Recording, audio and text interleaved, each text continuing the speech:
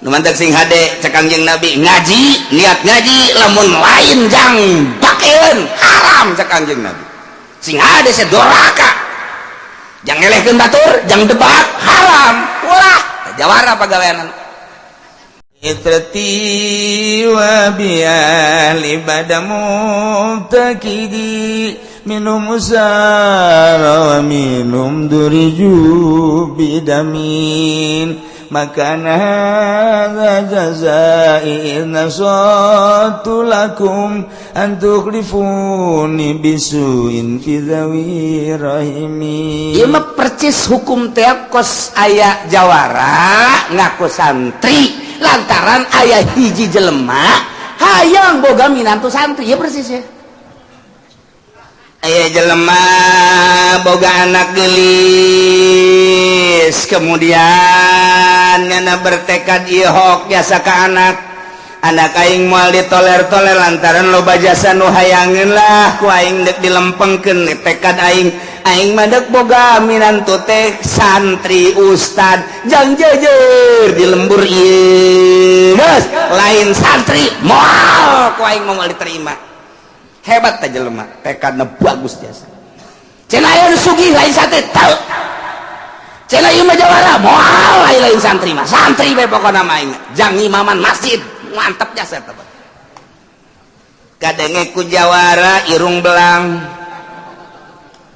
leh cek nyana naon hese nasi kasantrian sapira di sedang murapi make kopiah mancrit make baju koko merekan baju takwa ye jelema nama salat teu naon henteu bahat teu bari jawara datang kadinya itu jawara mah pan bisaan ngomong nah emang kumaha kitu jawara jawara mah mun ngobrol jeung ustad-ustad wawayagon atuh eleh ku jawara mah pohara jasa ngeunaheun ngobrol di jawara mah jawara ya tilok salat tilok puasa judi aya di nyana mabok aya di nyana ngobrol ge jeung urang kiai masyaallah jah hirup moal kebal cakeun bangun da cenah hararese jelema ku ari diajakanana teu ada inget ka paeh teh cenah kiai kula mah sanajan kos ge jak masyaallah ka Allah ja inget bae kajeun kuku mah ge keur judi ge kula mah inget teh tolos ya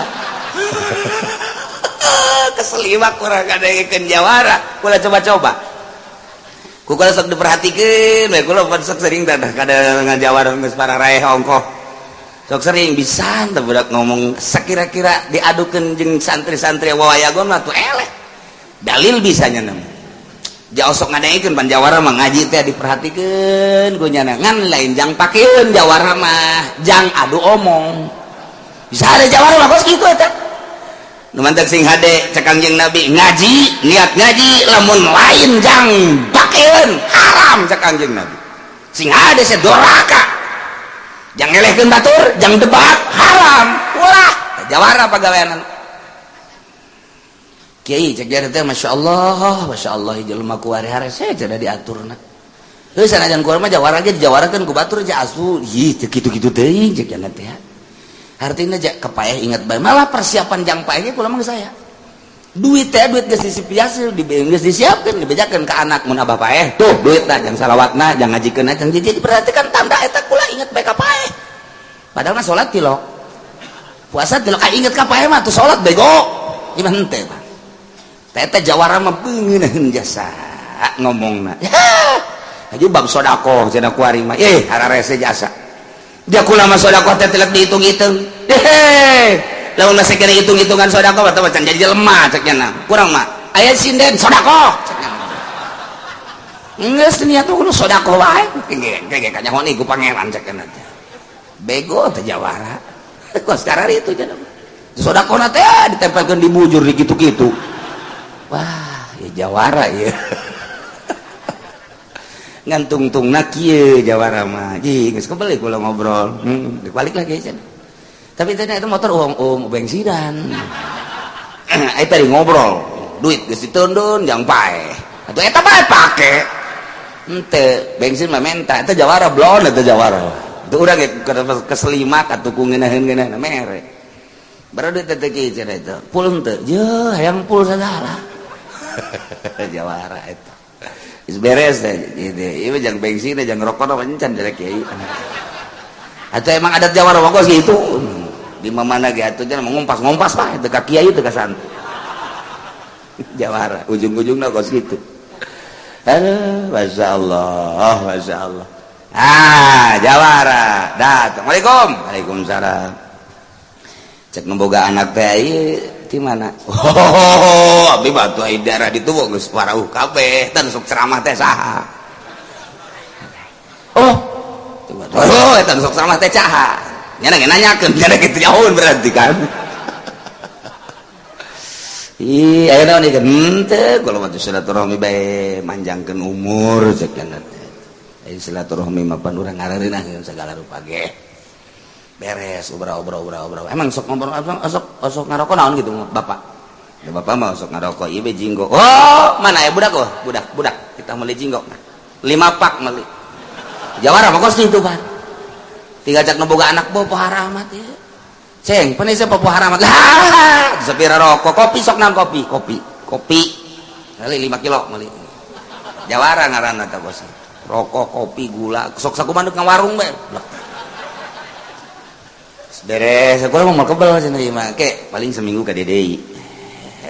Beres, bener seminggu ka dinya deui. Meuli deui nya. Tambahan ku jeruk segala. Jawara bakos kitu. Aya boga kahayang nya bagus kos kitu.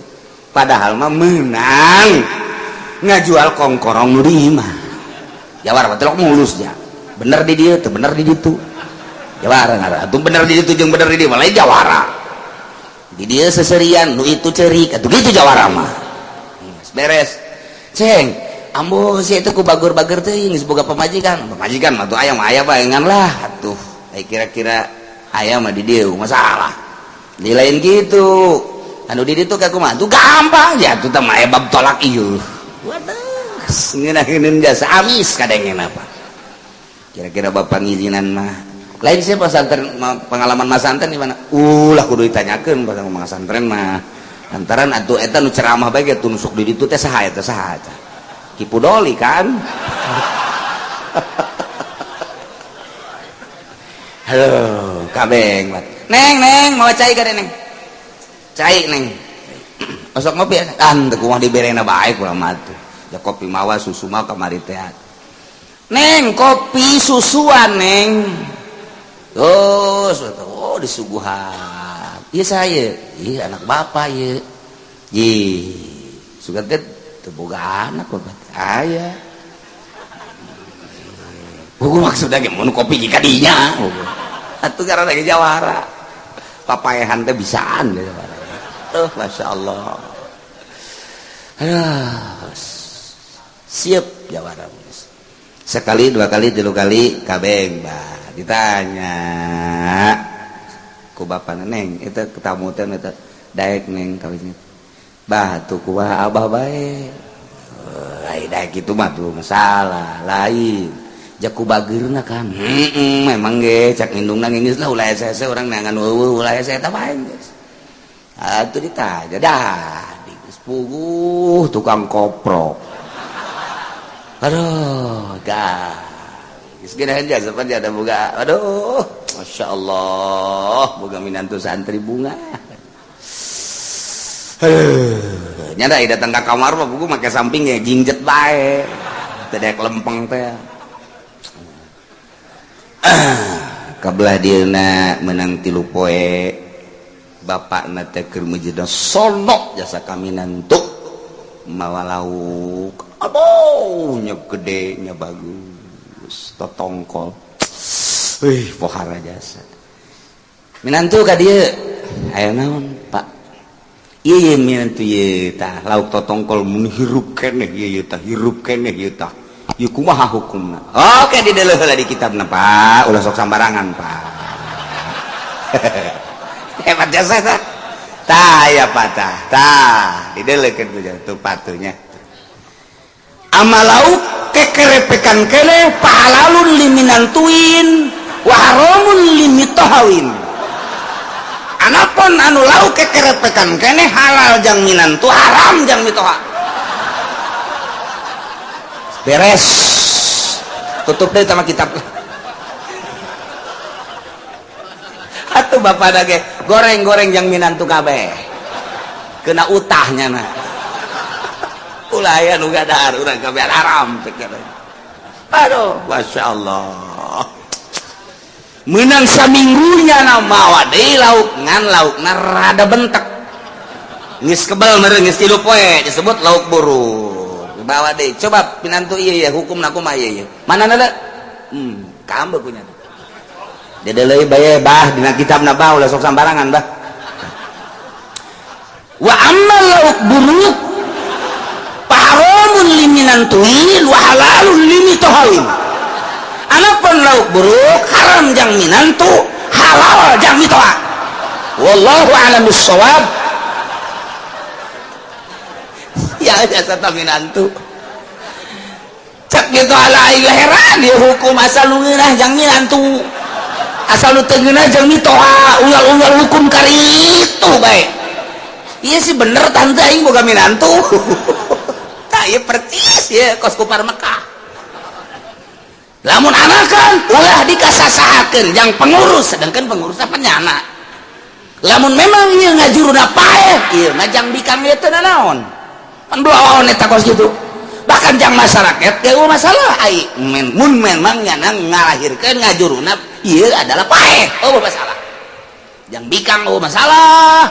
Jang lalaki oh masalah, jang masyarakat ge nu paeh mah bagikeun oh masalah. Ngan mun hirup ieu mah teu meunang diganggu-ganggu li zukurina, jang lalaki pengurus doang. Panda teh masyarakat kieu amat ti hukum. Heran aing mah hukum. Ieu mah ti Allah caknya mah. Kos kieu ti Allah. Mantak eta disenderkeun ka Allah. Waduh, saya jazihim wasfahum. Innahu hakimun alim. Awas eta keur carita ancaman jang kupar Mekah.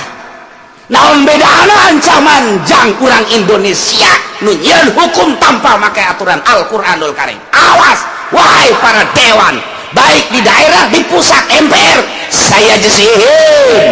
Awas cak Gusti Allah, saya jazihim wasfahum innahu hakimun alim. Wahai para dewan, maneh bakal dibalas ku Gusti Allah kalakuan ngameunangkeun ngameunangkeun make aturan keberanian maneh tanpa make aturan Al-Qur'an. Ngan kuari diantep heula lantaran innahu hakimun sanyana Gusti Allah maha bijaksana deuleukeun tungtungna mun teu ringsek sia. Alimun mau ninga Allah ka makhlukna nu jijieunnan hukum ieu kieu tanpa make aturan Al-Qur'anul Karim. Dira modar sia. Lain cak aing cak urang. Baca ku sia Qur'an. Bikeun ka dewan deuleu ku sia teh deuleu. Ye, hese-hese teuing sih. Baka warah amat sih sia. Iya teh aing nyaritakeun ge Qur'an. Lain jang urang jang DPR di dia kan loba ya DPR lu ngaji. DPR mana sih nih? Sok aya sasalaman DPR Golkar aing sia mah teu nyaho. DPR Golkar aya sok sasalaman, DPR PDI aya, DPR P3 aya. Emang aya kieu? Sia teu nyaho. Di pusat ge aya ieu ngaji ka dieu. Nah, degekeun ku sia. Dah. Nanti mah saya enggak mau ngaji. Siapa suruh ngaji ke sini? Aing mah bubar kabehan ngaji jeung anak bae babari jeung anak bae degekeun ku sia degek. Anak degekeun pamajikan, make wedak sia ngaji jeung aing. Ieu ngaji aya lalagaan wae Kiai Golkar mangajina. Mentek teu menyentuh-nyentuh. Tah, dengekeun ku ceuli sia dewan. Ya, loba ya ku ari dewan nu ngaji. Asal anu ised-isedan eta karah. Sehingga ada bahasa di sisi orang ised-isedannya nada.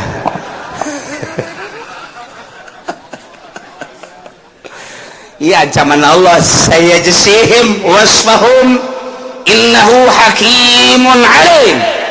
Ya Allah. Setelah rancangan undang-undang tersebut dipaksakan ku kupar-kupar Mekah, kemudian dilaksanakan ku para penggawa pembesar-pembesar kupar Mekah, masyarakat mah atuh teu berdaya dirauk hasilna baik ti tatanen tatanduran pepelakan atau tina ingon-ingon dibawa jang kepentingan maranehanana dengan bahasa ieu teh aturan Allah hadza lillah wa hadza lisyurakaina dengan basar ieu teh cek manehanana bahasana meunang ti Gusti Allah iftiraan teh jeun-jeunan ieu teh jang pengurus-pengurus lalaki ieu mah teu meunang jang masyarakat jeung awewe mah tapi lamun paeh kakarak meunang kaum hawa ge awewe jeung masyarakat dah ieu aturan-aturan model kitu dilaksanakeun dipaksakeun ngeulah heueuh masyarakat nu penting seperti eta lah ya Allah ya Rabbi maka Gusti Allah nurunkeun ayat ka Kangjeng Nabi qad khasiral ladzina qatalu auladahum safaham bighairi 'ilm wa harramu ma razaqahumullahu iftira'an 'ala Allah qad khasirul ladzina nyata jelas rugi ka bida-bina jelema anu ngabunuh auladahum anak-anakna dengan cara dikubur hirup-hirup ieu teh sapaham bighairi 'ilm dasarna eueuh deui lantaran bodoh ka Gusti Allah teu nyaho ka Gusti Allah nu sabenerna teu nyaho kana aturan-aturan hukum ti Gusti Allah sehingga nyana samena-mena sahayangnyana kumaha pikirannyana bae nu kira-kira teu ngeunah ka dina dijieun aturan hukum nu kira-kira jang ngeunah dirina dijieun aturan hukum kumaha nyana bae teu bake aturan ti Gusti Allah subhanahu wa ta'ala ya Allah ya Rabbi anak bikang lahir ke dunia lantaran ieu teh dianggap membawa bencana awewe teh dianggap miskinkeun bakalna awewe teh dianggap kurang kehormatan dibongkos kubur hirup-hirup bayangkeun ku otak urang hukum seperti eta teh diinstruksikan ke masyarakat ngalahirkeun bikang kubur latar belakang anu paling nyata sieun milu dahar di imah sieun rauk harta sieun besi aya awewe mah engke bakalna teh urang jadi miskin serahar sieun fakir eta nu asli nama masya Allah karim kayak ngeunah lalaki bae padahal mah lalaki ge eueuh bikang mah deuk kumaha deuk diadukeun jeung naon eta barangna eueuh awe deuk kumaha sabenerna mah jeh hayu coba deuk diadukeun jeung takal cau mal beres atuh jadi munafik jana anak awewe jahat anak awewe menghilangkan kehormatan bodoh padahal satu sisi nyana ge butuheun ka awewe jadi deuk dikamanakeun atuh lamun gaceng ayo coba ayo blod urang kebar Mekah teh kudu tarol-tarol teh nu mentek begitu Kangjeng Nabi diangkat jadi rasul kemudian Kangjeng Nabi dakwah aya tamu nu datang ka Kangjeng Nabi assalamualaikum waalaikumsalam teu ngomong teu naon balik deui abdi mah rek uih deui we oh cek Kangjeng Nabi rek uih deui mun balik aya naon cek Kangjeng Nabi teh cenah mah bingungkeun amat bilang saminggu waalaikumsalam calik cek Kangjeng Nabi kakarek gedek ditanya ku Kangjeng Nabi teh abdi mah rek uih deui we Kangjeng asal kapanggih we hah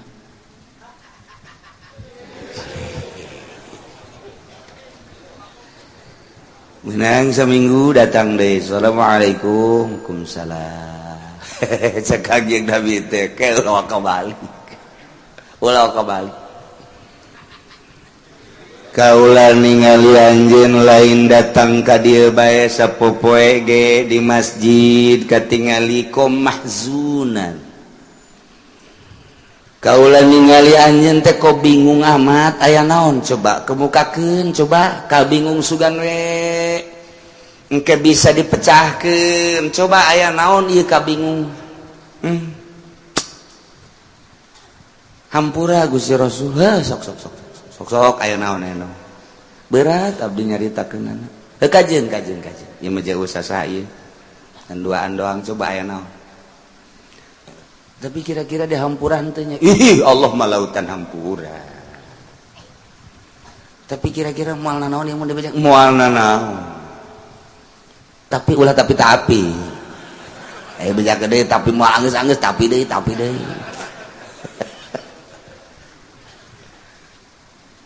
Abdi teh umur ayeuna alhamdulillah geus kolot Gusti Rasul ngan abdi nikmat kapanggih sareng anjeun sehingga bisa ngarasakeun iman ka Allah iman ka anjeun sebagai Rasul Allah.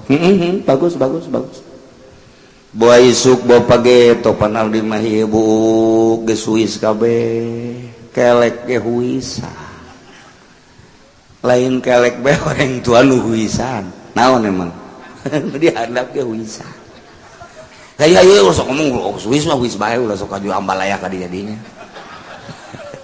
ku kolot-kolot dacek halis huis kumis huis kabeh huis horeng nu ditutupan ge huisan ayo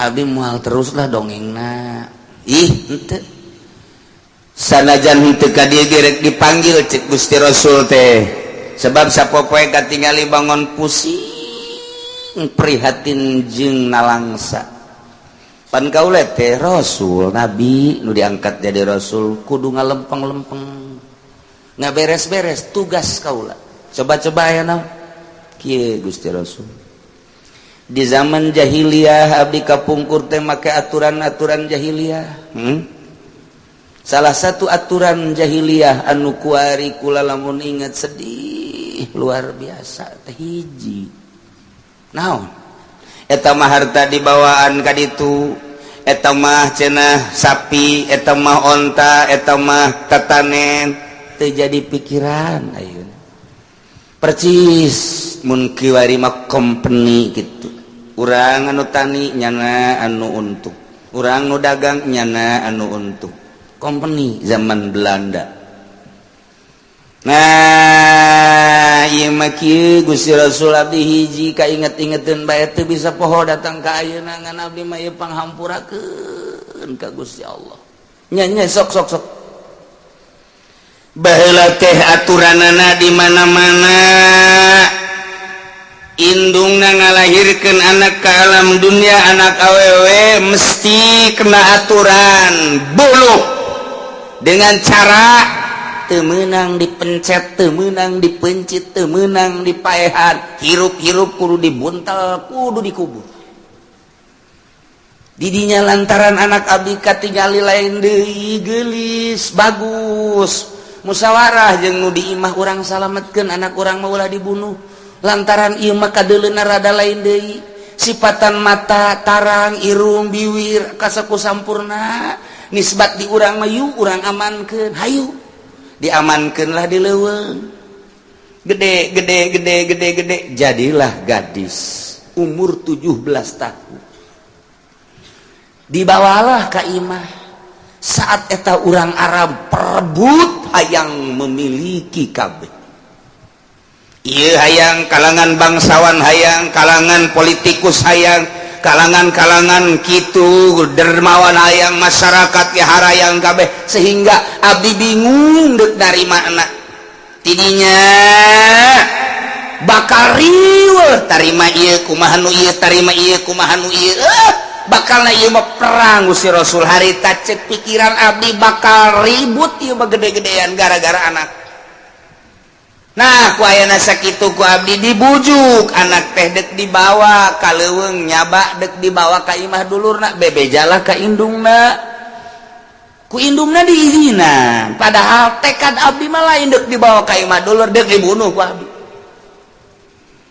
akhirna nangizinan indung nambahkan dibere bekal jang selama di perjalanan jeung di ditu di imah dulurna akhirna ku abdi dibawa budak lain dibawa ka imah dulurna ku abdi dibawa ka leuweung dibawa ka sisi sumur didinya ku abdi teh dek dijongklokeun tapi nyana ngomong abah nu geus nyalametkeun abdi urusan abdi loba nu hayang haju dek ditarima dek teu teh mah kumaha abah tapi abah ulah ngabunuh abdi manya tega jasa abdi tileletik diurus ku abah ku ari dek dibunuh tidinya terjadi dek dibunuh teh lantaran ngomong kos gitu.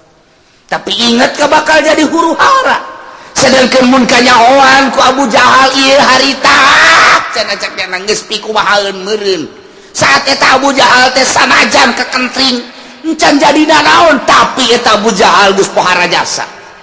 Abi embung aya kaributan didinya ku abdi dibunuh deui nyana ngomong deui ka abdi seperti tadi abah salametkeun abdi atuh aing bakal jadi huru hara mah abdi mah teundeun di mana bae nu penting ulah dibunuh ku abah teu jadi deui. Tapi ingat bakal jadi huru hara di kota Mekah nu gede na luar biasa pasti jadi ribut moal datang ka henteu ieu tarima ieu ribut ieu tarima ieu kumaha bakal kacau. Abdi inget kadinya tetap anak dijongklokkeun bae ku abdi bari nyana ngomong saya dijongklok abah kok tega amat abah nu geus ngurusan abdi tapi abdi dibunuh ku abah kadenge suara nanyana waktu dijongklokkeun datang kalap jeritan-jeritan kadenge kene bus ajero sumur tetep ngajerit nyana pae kaluhur ditelepkeun deui ku abdi bahkan ditinggang ku abdi supaya ulah ngalelep ulah kaluhur ku batu berat gas jadinya beres. Abdi balik ka imah ditanya ku pamajikan ai si Neng ka mana si Neng teh di imah dulurna di ditu diantep daripada di dieu heuh kajeun tapi lila mah tembus ka indungna bahwa budak teh dibunuh tidinya indungna ceurik anu luar biasa. Tapi ku abdi dinasehatan iyalah aturan jahiliyah geus masalah urang bebaskeun letik dibunuh gede dibunuh salah nu penting geus beres ulah aya huru hara nyatu sabodo atuh kitu geus bae leupas tapi itu bisa dibohongan Gusti Rasul hate abdi anak sorangan digejeburkeun ka sumur bari bapak-bapaan nyana geus kaluhur ge masih keneh gagepayan abah-abahan cek nyana ku abdi tetep dilelepkeun bae harta nu dibikeunan ka ditu ingon-ingon nu dibikeunan ka ditu palawija nu dibikeunan ka ditu jang kepentingan maranehanana teh jadi pikiran tetapi ieu ngabunuh ye Gusti Rasul abdi teh kira-kira dihampuratan Kangjeng Nabi ge ngahul bejat-bejat ting cek Kangjeng Nabi aturan di zaman jahiliyah ke kula nunggu wahyu tungkul Kangjeng Nabi tanggah deui andai kata ieu kudu diralap ku Gusti Allah hartina di zaman jahiliyah lu perang ngabunuh kudu dibunuh deui niscaya ulah bakal ngumpulkeun jelema-jelema ku ari di Mekah ngan Gusti Allah Maha Ghafur nu geus mah geus bae mulai ti ku ari aturan-aturan jahiliyah robah makelah aturan Al-Qur'anul Karim geus Allah ngahampura ka anjeun ulah dipikiran alhamdulillah cek cenah teu kebal menang sapoe 2 pepae geus nikmat jasa.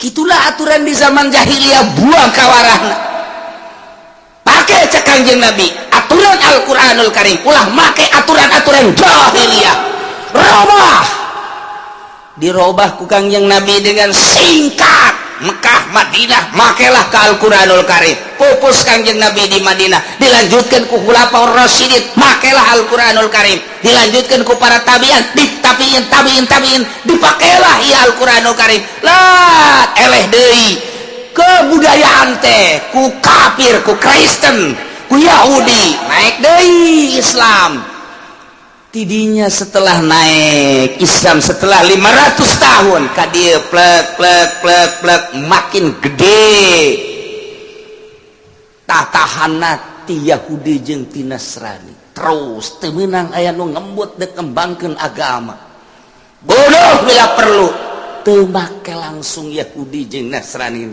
makelah tangan-tangan Yahudi jeung Nasrani urang Islam dibunuh ku Islam kiai dibunuh deui ku orang Islam yeuna aturan-aturan datang ka kuari geus kuari teh hampir sarua urang mun ngadenge kos kitu make aturan Yahudi make aturan Nasrani ku Kangjeng Nabi dititah robah pakailah aturan Al-Qur'an urang cuman maca tafsir doang mampuna pelaksanaan mah teu bisa.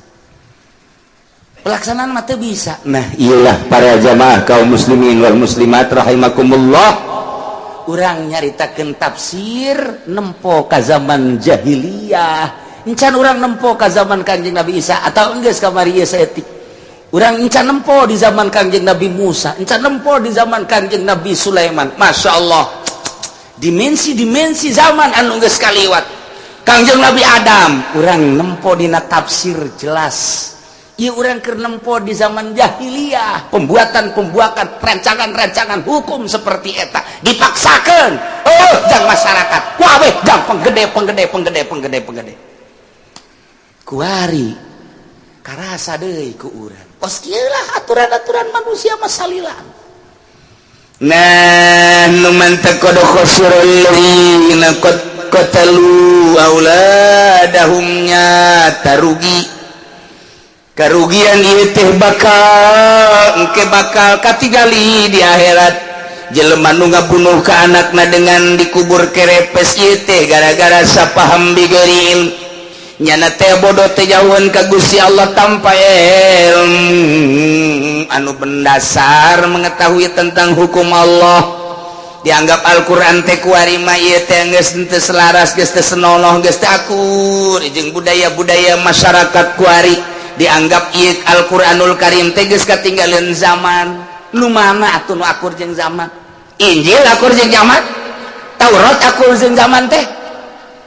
Nu mana nu akur jeung zaman teh atuh? Justru Al-Qur'anul Karim mun kurang ditempo selalu pas jeung zaman untuk menuju kebahagiaan akhirat. Tinggal kesadaran urang na bae. Nah, ieu Al-Qur'an teh. Wa harramu ma razaqahumullah sangeunah-ngeunahna bae kufar Mekah teh ngaharamkeun naon nu geus dirizqikeun ku Gusti Allah. Onta diharamkeun teu meunang diganggu, teu meunang ditumpakan jang pengurus-pengurusna kesembahan-sesembahan eta teh kapan dirizkian ku Gusti Allah menang Gusti Allah rizki teh jang urang kabehan bari jana ngaharamkeun ana iftiraan Allah gawe-gawe ka Gusti Allah disandarkeun ka Gusti Allah. Awas qad dallu wa ma kanu muhtadin. Nyata sasar nyana saeutik teu meunang pituduh tinggal kerugian jana deui ka yaumul kiamah.